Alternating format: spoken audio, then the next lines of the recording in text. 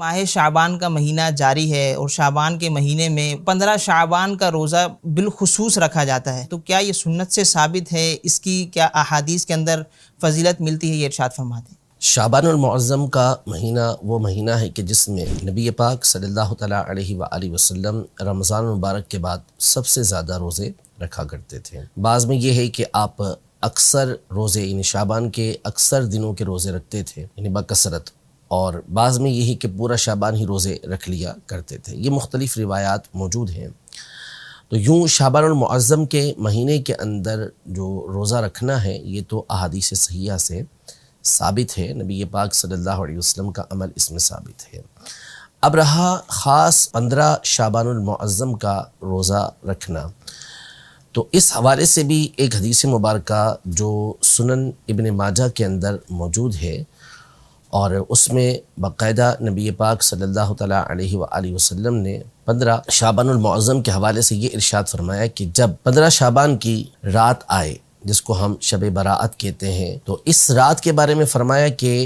قوموا لیلہا، اس کی رات کو قیام کرو، یعنی رات عبادت کرو، اور صوموا نہارہا، اور اس کے دن میں روزہ رکھو۔ تو خاص اس دن کے حوالے سے نبی پاک صلی اللہ علیہ وسلم نے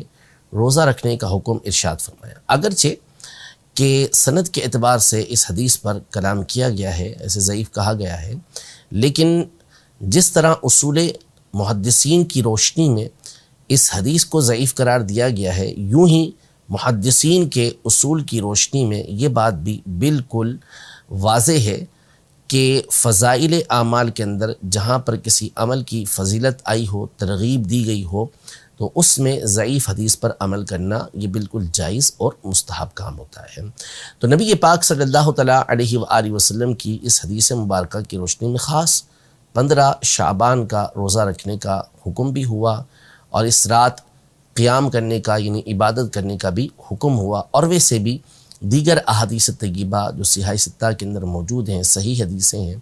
اس میں یہ مذکور ہے کہ نبی پاک صلی اللہ تعالیٰ علیہ وآلہ وسلم شعبان کے اکثر دنوں کے روزے رکھا کرتے تھے۔ اور جب آپ سے اس بارے میں پوچھا گیا کہ آپ اس مہینے کے روزے خاص طور پہ کیوں رکھتے ہیں، تو آپ علیہ الصلوۃ نے ارشاد فرمایا کہ اس مہینے میں اعمال اللہ کی بارگاہ کے اندر پیش کیے جاتے ہیں،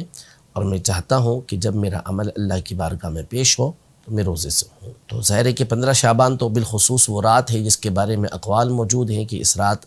اللہ پاک کی بارگاہ میں اعمال پیش کیے جاتے ہیں، تو کیوں نہ یہ رات اللہ پاک کی عبادت میں گزاری جائے اور اس کا دن روزہ رکھتے ہوئے گزارا جائے۔